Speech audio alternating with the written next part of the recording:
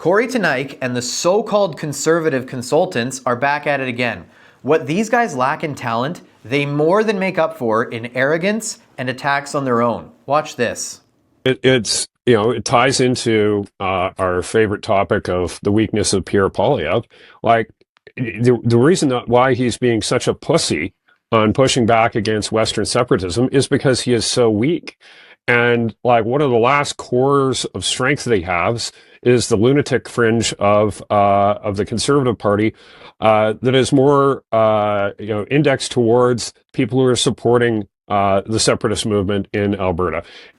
Here's what's interesting about Kory Teneycke. Apparently this guy's a conservative. It certainly doesn't seem that way, does it?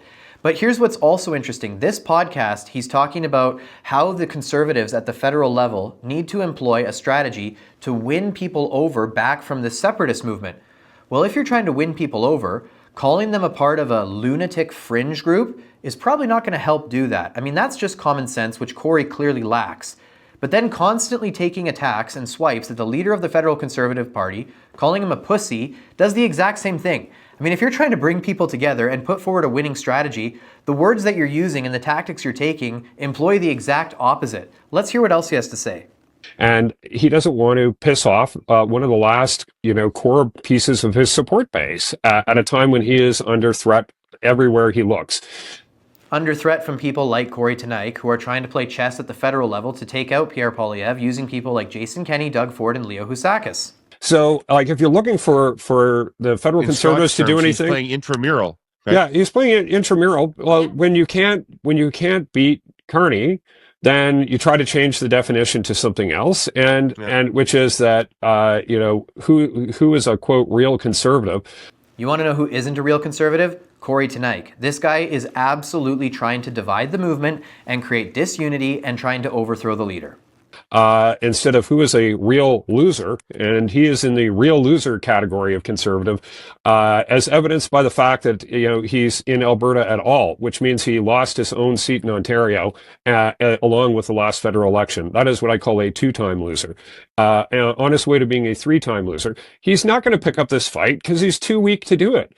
You know who's a real loser? Kory Teneycke. I mean, this guy has egg all over his face. Here he is in his arrogance, trying to give advice to Pierre Poilievre while attacking him, and yet he himself is coming off of a horrific, embarrassing loss in British Columbia, a part of the Conservative Party of BC leadership race. He had a huge lead with Caroline Elliott, and then he gave a bunch of subpar strategy advice to Caroline and the team and cost her the race.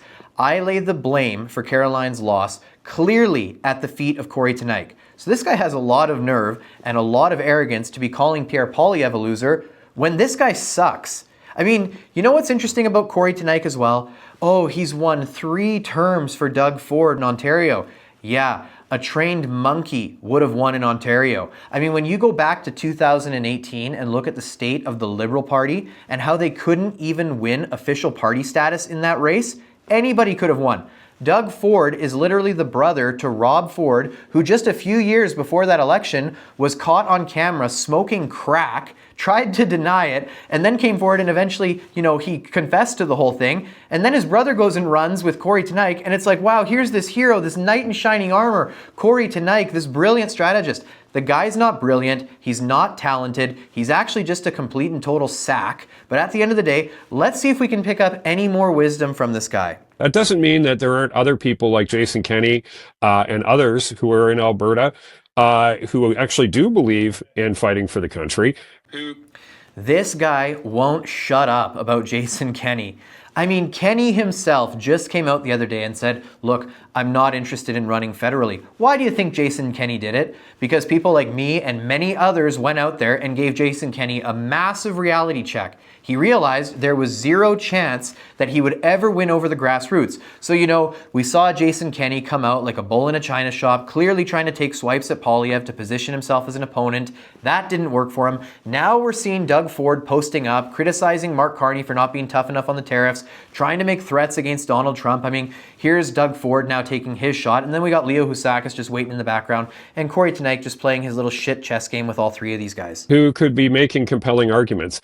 But I share your skepticism that the strategy of leaning on Smith is a smart strategy. She's the reason we're having a fucking referendum in the first place. So, like, I don't, which I think is cataclysmically bad decision. Trying to blame the entire Alberta referendum vote on Danielle Smith is completely idiotic. It misses the entire core point. But what more can we expect from Kory Teneycke? This guy lacks talent, lacks insight and strategy, and every single week is coming forward with a new public temper tantrum where he can lose more influence.